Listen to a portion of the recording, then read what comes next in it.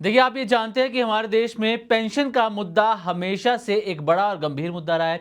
चाहे हम वो ईपीएस 95 पेंशन की बात कर लें या फिर ओल्ड पेंशन स्कीम की बात कर लें, दोनों को लेकर आप जानते हैं कि विरोध होता रहता है। ईपीएस 95 के तहत पेंशनर्स की डिमांड है कि जो मिनिमम पेंशन है इसे बढ़ाया जाए। जो 1,000 रुपये की मिनिमम पेंशन है इसको बढ़ाकर 7,500 रुपये किया जाए। इसको लेकर हाल ही में 5 अगस्त को प्रोटेस्ट भी हुआ और इसी के साथ ओल्ड पेंशन स्कीम को भी लागू करने की मांग पेंशनर समय समय पर करते रहते हैं और इसको लेकर कहीं ना कहीं विवाद जो है वो चलता रहता है। यानी कि सीधी भाषा में कहें तो एक तरफ ईपीएस 95 की मिनिमम पेंशन बढ़ाने की मांग हो रही है, पुरानी पेंशन बहाल करने को लेकर बहस चल रही है, और इसी बीच जो बड़ी खबर है वो ये कि इसी बीच पेंशन को लेकर एक ऐसी खबर आई है जिसने सबका ध्यान अपनी तरफ खींच लिया है, क्योंकि अब सिर्फ 99 रुपीज से, यानी कि 99 रुपये से भी पेंशन के लिए आप प्लानिंग कर सकते हैं। लेकिन सवाल यह है कि ये 99 रुपये वाली सुविधा किसके लिए है?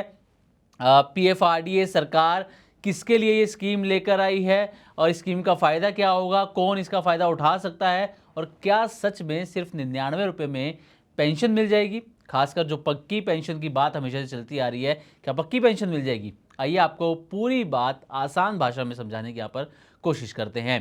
तो दरअसल मामला क्या है? दरअसल मामला है 99 रुपये में आप अपने रिटायरमेंट प्लानिंग कर सकते हैं, यानी कि अपने पेंशन के लिए कॉर्पस इकट्ठा कर सकते हैं और शुरुआत 99 रुपये से हो रही है। लेकिन ये किसके लिए? दरअसल अगर आप जोमेटो, स्विगी, ओला, उबर, ब्लिंकिट या फिर किसी दूसरे ऐप के साथ काम करते हैं तो आपके लिए रिटायरमेंट की बचत शुरू करने का एक आसान रास्ता सामने आया है। पीएफआरडीए ने ये जानकारी दी है खुद एक्स प्लेटफॉर्म पर कि पीएफआरडीए के एनपीएस ई श्रमिक मॉडल के तहत प्लेटफॉर्म और गिग वर्कर्स अब एनपीएस से जुड़ सकते हैं। और ख़ास बात यह है कि 99 रुपये से भी कंट्रीब्यूशन शुरू किया जा सकता है, यानी कि कम कमाई होने पर भी छोटी रकम से रिटायरमेंट के लिए पैसा जोड़ना शुरू किया जा सकता है। लेकिन यहाँ पर 99 रुपये वाली बात को ठीक से समझना बेहद ज़रूरी है। इसका मतलब ये नहीं है कि सरकार आपको सिर्फ 99 रुपीज़ जमा करने पर कोई पक्की पेंशन देगी। दरअसल पीएफआरडीए ने इस मॉडल में कोई तय मिनिमम या फिर मैक्सिमम कंट्रीब्यूशन लिमिट नहीं रखी है। 99 रुपये का उदाहरण मिनिमम कंट्रीब्यूशन के तौर पर दिया गया है, जिसे प्लेटफॉर्म और वर्कर अपनी सुविधा के हिसाब से तय कर सकते हैं। यानी कि आप जितना ज़्यादा और जितने समय तक पैसा जमा करेंगे, रिटायरमेंट के लिए आपका कॉर्पस बनाने का मौका उतना ज़्यादा होगा। अब सवाल यह है कि पैसा जमा कौन करेगा? इसमें भी काफ़ी फ्लेक्सिबिलिटी है। वर्कर्स खुद कंट्रीब्यूशन कर सकते हैं, प्लेटफॉर्म और वर्कर दोनों मिलकर भी पैसा जमा कर सकते हैं, या प्लेटफॉर्म भी वर्कर के तरफ से कंट्रीब्यूशन कर सकता है। यानी कि जोमेटो या स्विगी जैसे प्लेटफॉर्म से जुड़े किसी डिलीवरी पार्टनर के लिए कंट्रीब्यूशन का तरीका प्लेटफॉर्म और वर्कर के बीच तय हो सकता है। सबसे अच्छी बात यह है कि अगर कोई वर्कर एक प्लेटफॉर्म छोड़कर दूसरे प्लेटफॉर्म पर चला जाता है तो उसका एनपीएस अकाउंट साथ रह सकता है, उन्हें एनपीएस अकाउंट बदलवाने की ज़रूरत नहीं पड़ेगी।